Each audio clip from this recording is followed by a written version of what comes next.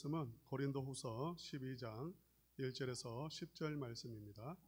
고린도후서 12장 1절에서 10절 말씀 한 절씩 교독하시겠습니다.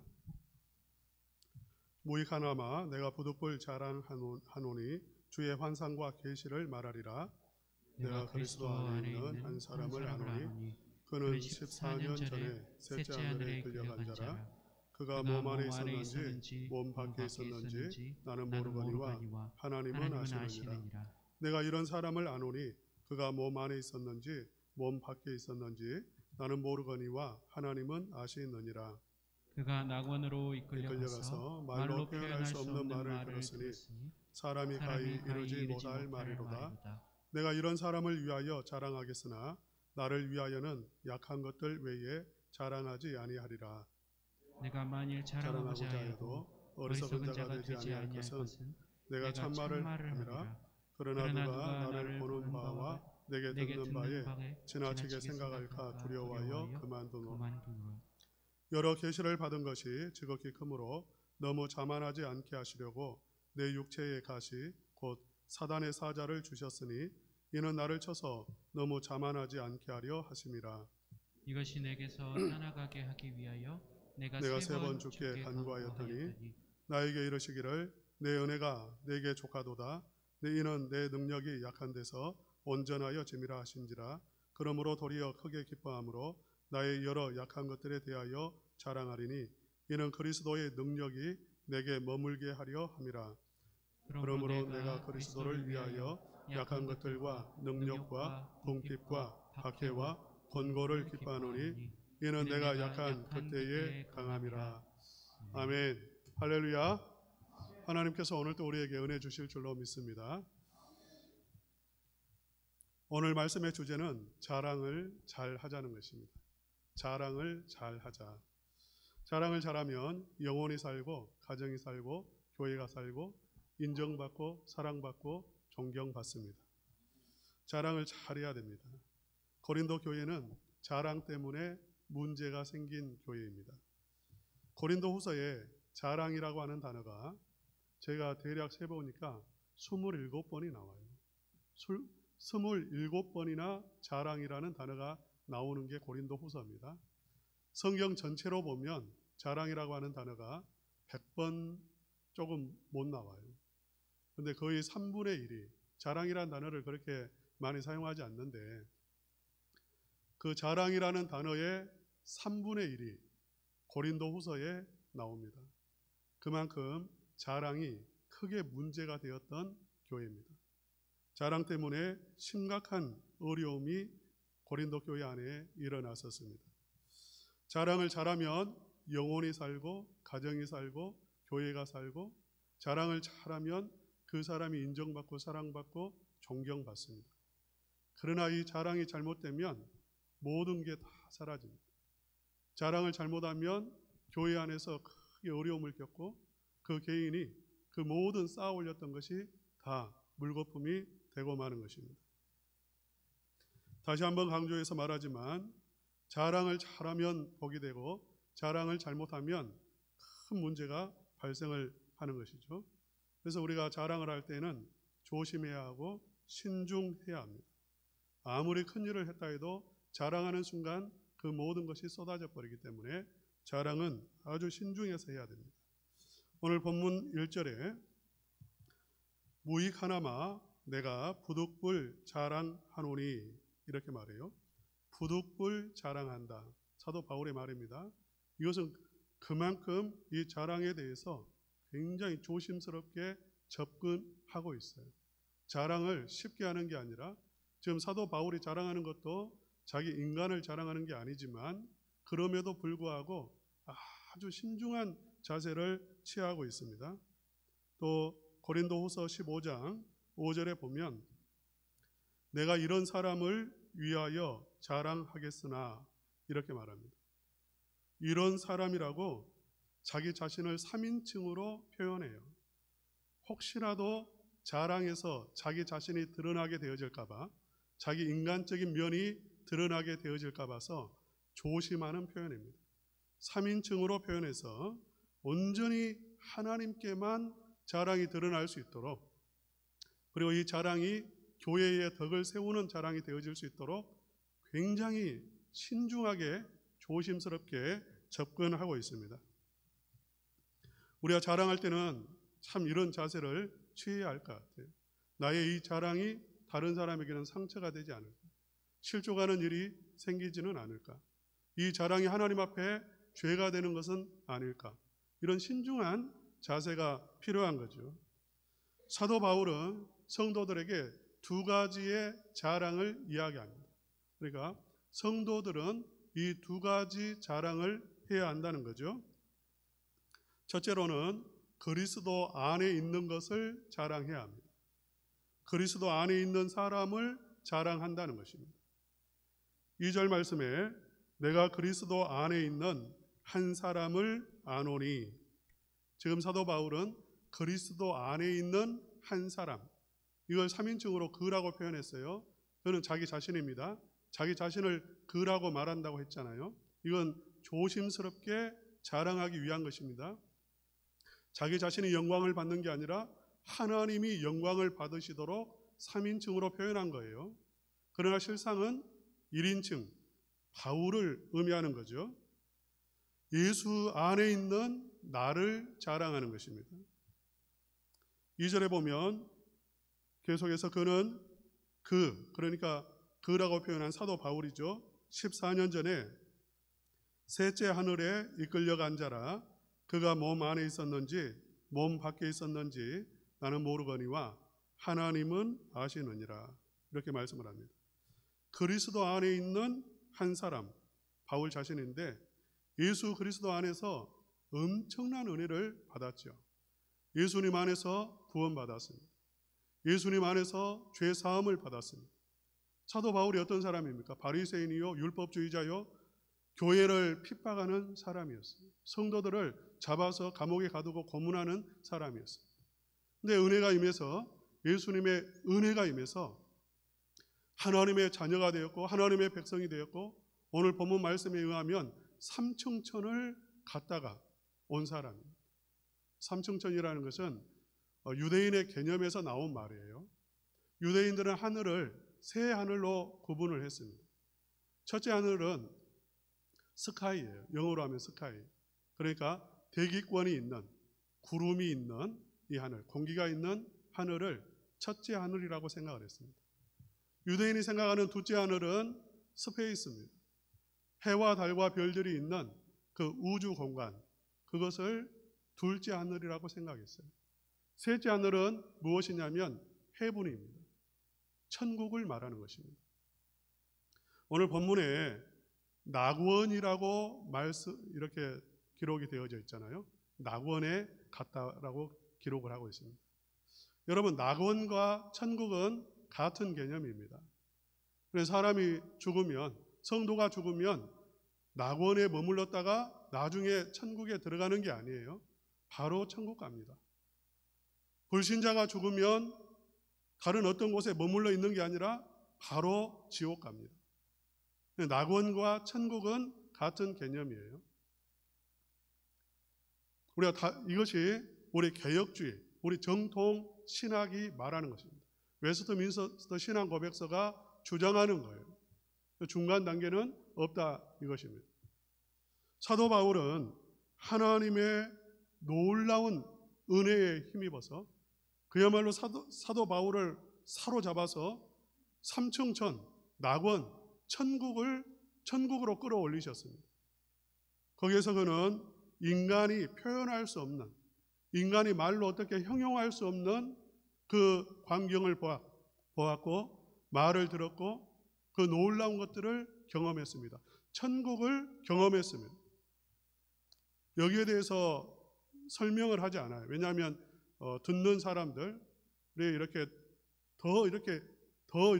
말하는 것을 넘어서서 상상을 하게 되어질까 봐서, 잘못 갈까 봐서 말은 하지 않습니다만은, 사도 바울은 이렇게 인간이 경험할 수 없는, 아니 어쩌면 인간이 경험할 수 있는 최고의 그러한 은혜 복을 경험했던 그러한 사람입니다. 사도 바울이 내가 그리스도 안에서, 예수님 안에서 자랑한다는 것은 무엇이냐면 예수님으로부터 받은 은혜, 예수님으로부터 강력하게 능력이 임해서 그 모든 것들을 경험한 것들, 그리고 사도의 직분을 받은 것, 구원받은 것, 이것을 자랑하겠다라고 말하는 것입니다. 성도의 자랑은 결국 이것입니다. 예수 그리스도 안에 있는 나를 자랑하는 것입니다. 예수 그리스도 안에서 받은 은혜를 자랑하는 것입니다. 예수님이 나에게 하신 일들을 자랑하는 거죠. 쉽게 말하면 이렇게 자랑하는 것입니다. 내가 예수님 안에서 구원받았습니다. 내가 예수님 안에서 하나님의 자녀가 되었습니다. 내가 예수님 안에서 성령을 받았습니다. 내가 예수 그리스도 안에서 하나님의 음성을 듣고 성령의 인도하심을 따라서 하나님의 은혜 속에 살아갑니다. 할렐루야. 이것을 자랑한단 말이에요. 성도의 자랑입니다. 예수 그리스도 안에 있는 나를 자랑하는 것입니다. 예수 그리스도 안에서 받은 은혜를 자랑하는 것입니다. 성도가 이 자랑을 할 때에는 은혜의 강둑이 터지는 것과 같은 역사가 일어나는 줄로 믿습니다. 성도가 모여서 예수 그리스도 안에서 이루어진 일들을 자랑할 때에 은혜의 강물이 그 안에서 흘러넘치게 되어 있어요. 할렐루야. 성도들은 만나서 항상 무엇을 자랑해야 되냐면 예수님이 하신 일을 자랑해야 되고요, 예수 그리스도 안에서 받은 은혜를 자랑해야 될 줄로 믿습니다. 그러면 영혼이 살아나요.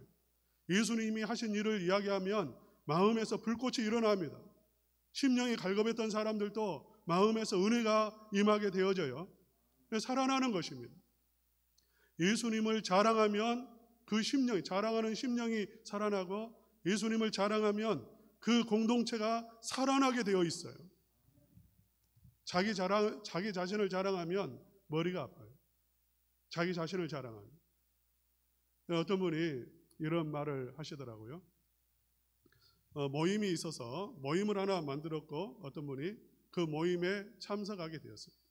이 모임은 뭐 특별한 모임이 아니라 그냥 차 마시는, 커피 마시고 차 마시고 같이 이렇게 이야기하고 수다 떠는 그런 그 정도의 가벼운 모임이에요. 어려울 게 하나도 없는 거예요. 그런데 이분이 그 모임에 갔다 오기만 하면 굉장히 힘이 들어요. 머리가 아프고 마음도 개운하지가 않고 피곤하고 이상해요. 내가 왜 이러지? 내가 힘든 일을 해도 이 정도로 피곤하지 않는데 왜 이렇게 내가 피곤할까? 처음에는 몰랐는데 몇 번 이것을 경험하다 보니까 깨달은 게 있어요. 그게 뭐냐면 그 모임에서 그 모임의 대화의 90%가 뭐냐면 남을 험담하는, 남 이야기하는 거 있잖아요. 남 이야기가 90%가 아니면 자기 자랑하는 게 90%예요. 남을 험담하든지 아니면 자기 자랑하는 거예요. 여러분, 남을 험담하면 험담하는 자신도 그렇고 듣는 사람들도 그렇고 피폐해집니다. 영혼이 피폐해져요. 자기 자랑을 막 하게 되어지면 그 주변의 사람들이 굉장히 피곤해집니다. 은혜가 사라져요. 사랑하는 우리 첨단 응답교회 성도님들은 예수 그리스도를 자랑하시는 성도님들이 되시기를 주님의 이름으로 축복합니다.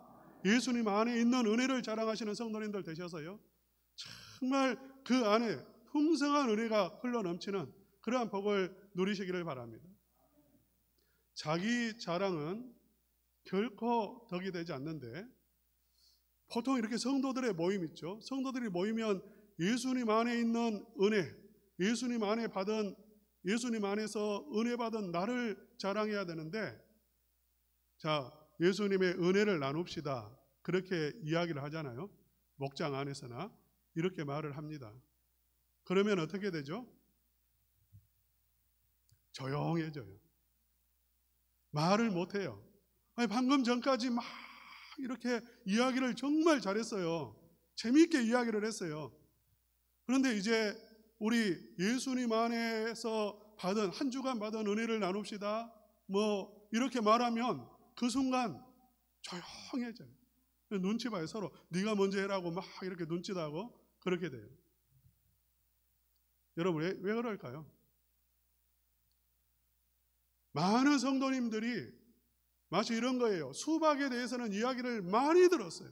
수박이 어떻게 생겼고 그 안은 쪼개면은 빨간색이고 뭐 까만 씨가 있고 이런 이야기는 너무 많이 들었어요. 수박을 먹으면 달다는 말도 많이 들었어요. 그런데 실제로 먹어본 경험이 없는 거예요. 실제로 먹어본 경험이 없는 거예요. 예수님의 은혜에 대해서는 너무 많이 말을 들었습니다. 하나님의 능력에 대해서도 너무 많이 그 말씀을 들었습니다. 그런데 실제로 그 예수 그리스도 안에 있는 풍성한 은혜를 경험해 보지는 못한 거예요. 성령의 불같은 역사를 이야기는 들었는데 체험은 못 해본 거예요. 사랑하는 첨단 응광교회 성도님들에게 성령의 불이 임하시기를 축복합니다. 교회는요, 복음은 체험해야 돼요. 사도 바울이 마치 성령의 강력한 이끌림에 의해서 너무나 강하게 임했기 때문에 육체 안에 있었는지 육체 밖에 있었는지 구분을 못할 정도였어요. 천국에서 본 경험이 내가 실제로 몸으로 가서 본 것인지 아니면 영으로 가서 본 것인지 구분이 안 될 정도로 그렇게 확실하게 체험했단 말이에요. 이러한 체험이 우리 성도님들에게 임하시기를 축복합니다. 그렇게 되어질 때, 그렇게 하나님의 은혜를 강하게 체험할 때, 하나님의 살아계심을 체험할 때에 이제 말하지 말라고 해도 예수님을 자랑하게 되어 있습니다. 예수님의 은혜를 말할 수밖에 없게 되어 있는 줄로 믿습니다. 고린도 교회 안에는 자기를 자랑하는 사람들이 많이 있었습니다. 자기를 자랑하는 사람들. 이들의 특징은 무엇이냐면 예수님을 모른다는 것입니다. 하나님의 은혜를 모르니까, 하나님의 능력을 체험해 본 경험이 없으니까, 거듭나지 못했기 때문에 이들의 입술에서는 무엇이 나오냐면 자기 자랑이 나오는 거예요. 하나님을 안다면, 예수님의 은혜를 정말 경험하고 그 풍성한 은혜를 누리면서 살고 있다면 자기 자랑을 할 수가 없죠. 사단이 사람을 공격하는 방법은 이 고린도 교회나 지금이나 똑같아요. 자랑하게 만듭니다. 자랑하게 만들어요. 사단이 우리가 받은 은혜, 내가 주님을 위해서 열심히 수고한 거 한순간에 다 쏟아버리게 만드는 방법이 있어요. 자랑하게 하는 것입니다. 자랑하게 하면 돼요. 사단이 사람을 유혹하는 것도요, 자랑하게 막 높여줘요. 이단들의 특징이 뭔지 아십니까? 이단들의 특징. 이단들은 자기 자랑이 굉장히 강합니다. 이단의 교주들 보세요. 자기들이 최고로 하나님 사랑한다고 말합니다. 자기들이 최고로 성경을 많이 한다고 말합니다. 자기밖에는 성경을 풀 사람이 없다고 그래요. 자기가 하나님을 최고로 사랑하고 최고로 많이 알고 자기가 열심히 최고라고 말해요. 또 실제로 뭐 그렇게 보여요. 막 그 사람들 하는 걸 보면 산기도를 10년 했다느니 성경을 2000번 읽었다는지 많은 이야기들을 합니다. 그들은 가짜예요. 사람들은 거기에 막 매혹을 당하거든요. 자기들은 못하니까. 그렇게 한 사람들을 보면서 뭔가 대단하다고 생각하는데 자랑하는 것. 자랑하는 것을 보면 그 사람은 아무것도 아니에요. 할렐루야. 여러분, 자랑하는 사람 가까이 하지 마세요. 아무것도 아닙니다. 자랑하는 사람을 와 대단하다 그렇게 생각하지 마세요. 예수님 아직 한참 멀었어요. 사도 바울은 오직 예수님 안에 있는 나를 자랑하고 예수님 안에서 받은 은혜를 자랑하고 있어요. 우리 첨단 응광교회 성도님들이 이 자랑을 하실 수 있기를 주님의 이름으로 축복합니다. 그래서 진정으로 존경받는 삶을 사십시오. 예수님 자랑하는 사람은 존경받습니다. 예수님 자랑하는 사람은 인정받습니다. 하나님에게도 사랑받지만 교회에서도 사랑받습니다. 예수님 자랑하는 사람은 교회를 세워가는 사람이에요. 할렐루야. 굉장히 쉬워요. 두 번째로 사도 바울은 자기의 약한 것을 자랑합니다. 무엇을 자랑한다고요? 자기의 약한 것을 자랑합니다. 우리 고린도후서 12장 5절 말씀 우리 다 같이 한번 읽겠습니다. 고린도후서 12장 5절 다 같이 읽겠습니다. 시작. 내가 이런 사람을 위하여 자랑하겠으나 나를 위하여는 약한 것들 외에 자랑하지 아니하리라. 9절에서도 동일하게 말씀을 합니다.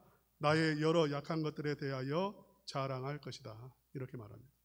사도 바울은 자기의 약한 것, 여기에서 약한 것은 자기의 고난, 핍박, 육신의 질병, 약점, 장애, 그런 모든 것을 다 포함하고 있는 말이에요. 사도 바울이 자기의 약한 것, 지금 내가 당면한 이 문제, 인간으로서는 해결할 수 없는 자기에게 있는 이 문제를 자랑하는 이유는 무엇이냐면 그것이 나를 지키는 성벽이기 때문에 그렇습니다. 할렐루야. 우리 다 같이 한번 따라서 합시다. 약점은 나를 지키는 성벽이다. 약점은 나를 지키는 성벽이에요. 우리 한번 고린도후서 12장 7절 말씀 다 같이 함께 읽겠습니다. 시작.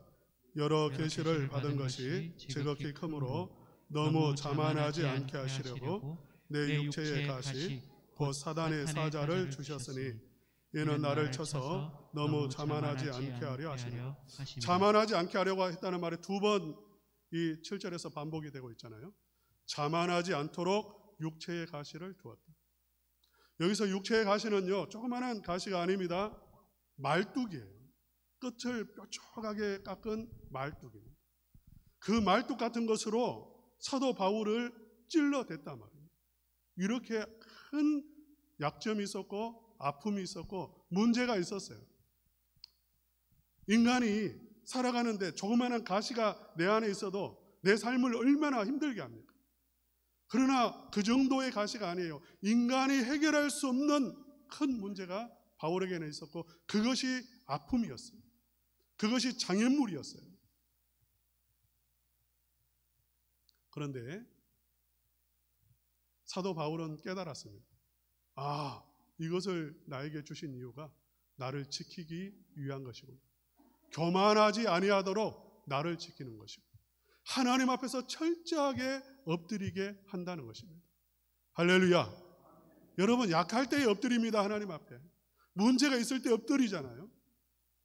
그러니까 하나님은 우리에게 많은 강점을 주셨어요. 우리 우리 그 몸만 봐도요, 하나님은 우리를 하나님의 형상으로 만드셨어요. 하나님의 영광스러운 형상으로 우리를 창조하셨다고. 우리에게는 동물이 없는 능력을 부어주셨습니다. 이성이라고 하는 세상의 이치를 분별하고 깨닫고 발견하고 찾고 그렇게 할 수 있는 이성을 주셨고요. 우리에게는 감성을 주셨어요. 서로 마음을 공감하고 하나님의 마음을 알고 상대방의 마음을 알고 뜨겁게 사랑할 수 있는 감성을 주셨어요. 우리 인간에게 주신 충만한 은혜예요. 그런데 하나님은 우리 몸을 흙으로 만들었어요. 우리의 몸을 연약한 먼지로 만들었어요. 왜 그러셨을까요? 우리를 이렇게 연약한 존재로, 한편에서는 그야말로 영광스러운 존재, 마치 바울을 삼층천으로 끌어올리셨던 것처럼 그렇게 큰 은혜를 부으셨으면서 다른 한편으로는 그야말로 인간으로서는 잡힐 수밖에 없는 사단의 사자라고 했는데, 사단이 공격할 때 여러분 강점을 공격하겠습니까? 약점을 공격하겠습니까? 여러분의 약점을 공격합니다. 사단은 귀신이기 때문에 귀신같이 알아요. 약점을 알아요. 돈에 약한 사람은 반드시 돈으로 공격합니다. 이성에 약한 사람은 반드시 그 부분으로 찾아옵니다. 내 약점을 압니다. 그래서 정확하게 내가 빠질 수밖에 없는 구덩이를 만들어 놓고 그쪽으로 인도하는 거예요. 사단이 바울을 공격할 때 어느 부분으로 공격하냐면 그 육체의 약점, 가시가 있는 부분을 통해서 들어오는 거예요. 그런데 사도 바울이 깨달은 것은 그렇게 사단의 가시 같은 것인데, 깨달은 것은 무엇이냐면 이것이 나를 지키고 보호한다는 것입니다. 교만으로부터. 여러분, 인간이 지을 수 있는 죄 가운데 가장 무서운 죄가 교만이라고 말했습니다. 가장 무서운 죄. 우리가 생각할 때 살인죄, 음란죄, 아주 흉악한 죄들이 너무나 많이 있는데 그 중에 최고는 교만이에요. 왜냐하면 다른 모든 죄는 우리 육신이 약해서 짓는 죄들이에요. 그러나 교만은 지옥으로부터 바로 올라오는 죄라고 C.S. 루이스라고 하는 기독교 변증가가 말했어요. 모든 신학자들이 다 공통적으로 말하는 가장 무서운 죄는, 저주받을 죄는 교만죄예요. 하나님은 이것으로부터 지키기 위해서 가시를 두었다는 것입니다. 그래서 사도 바울은 내가 이 나의 약한 부분을 자랑한다. 그것이 나를 지키기 때문에. 나의 약점은, 나의 강점은 막 달려가게 하지만 약점은 어떤 역할을 하냐면 나침반과 같이 방향을 잡아줘. 내가 하나님을 향해 달려갈 수 있도록, 하나님을 바라볼 수 있도록 나를 붙잡아주는 게 약점인 것입니다. 할렐루야. 또 하나 사도 바울이 깨달은 게 있습니다. 그게 무엇이냐면 이 약한 부분을 통해서 사단도 역사하지만 이 약한 부분 위에는 하나님의 은혜가 머물러 있다는 것입니다.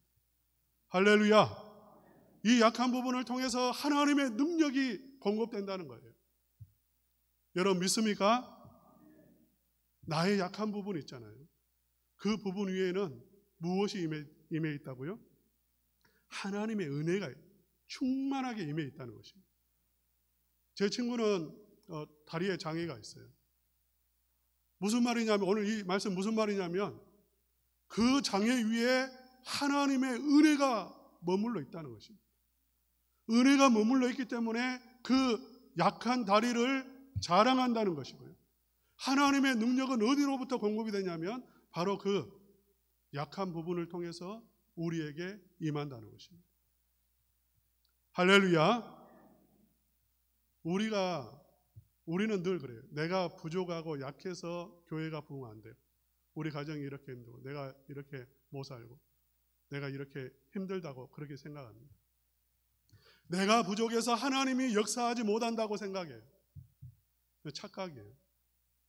하나님이 역사하지 못하는 이유는 내가 너무 강하기 때문에, 내가 너무 강하기 때문에 하나님이 역사하지를 못하는 거예요. 하나님의 역사를 경험하시기를 원한다면 여러분의 약점을 하나님 앞에서 고백하시면 됩니다. 약점을 말하시면 돼요. 하나님, 나는 이렇게 연약한 존재입니다. 하나님, 내 능력으로는 할 수가 없습니다. 하나님, 나는 아무것도 아닙니다. 고백할 때에 하나님의 능력이 임하는 줄로 믿습니다. 우리 장로님이 기도하실 때 이렇게 기도하셨어요. 코로나로 인해서 교회가 많이 어려워지고 성도님들이 교회를 많이 떠나가게 되어지고 서울에서는 1000개의 교회가 문을 닫았다라는 그런 이야기를 저는 듣기도 했습니다. 사실인지 아닌지는 모르겠지만 심각한 위기 속에 있다는 거예요. 여러분, 방법이 없습니까? 성도들이 예수님 안에 있는 것을 자랑하고 예수님 안에 있는 것을, 은혜를 자랑하고, 하나님, 내 능력으로는 교회 세울 수 없습니다. 내가 아무리 잘한다 해도 내 능력으로는 한 사람도 붙들 수 없습니다. 철저하게 하나님 앞에 무능력을 고백하고 엎드리는 것. 하나님의 은혜가 임할 줄로 믿습니다. 하나님이 붙잡으시면은 아무리 도망가고 빠져나가고 싶어도 갈 수 없어요. 믿습니까?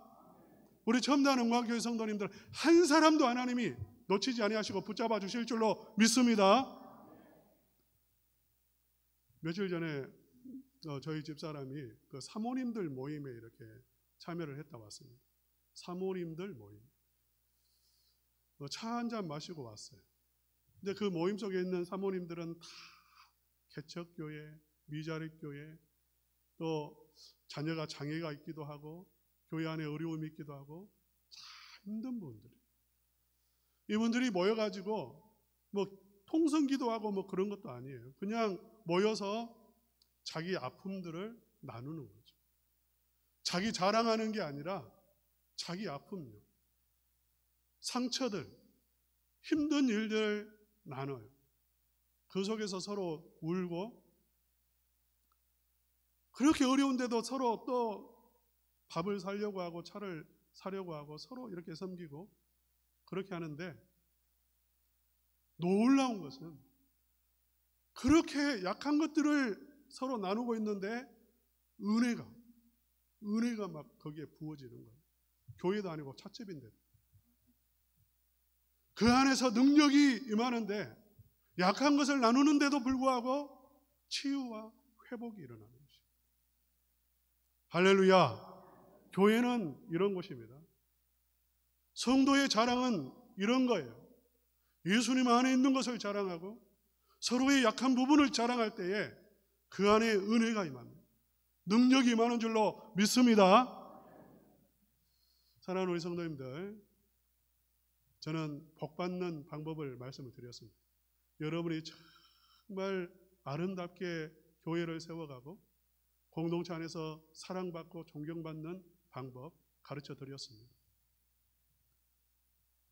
다 실천하시기를 축복합니다. 이 두 가지 자랑을 하시기를 축복합니다. 그래서 우리 성도님들이 복을 받고 잘 되고 전단 은광교회가 정말 은혜가 충만한 교회, 은혜가 철철 흘러넘치고 하나님의 능력이 강력하게 임하는 그러한 교회 될 수 있기를 주님의 이름으로 축원합니다.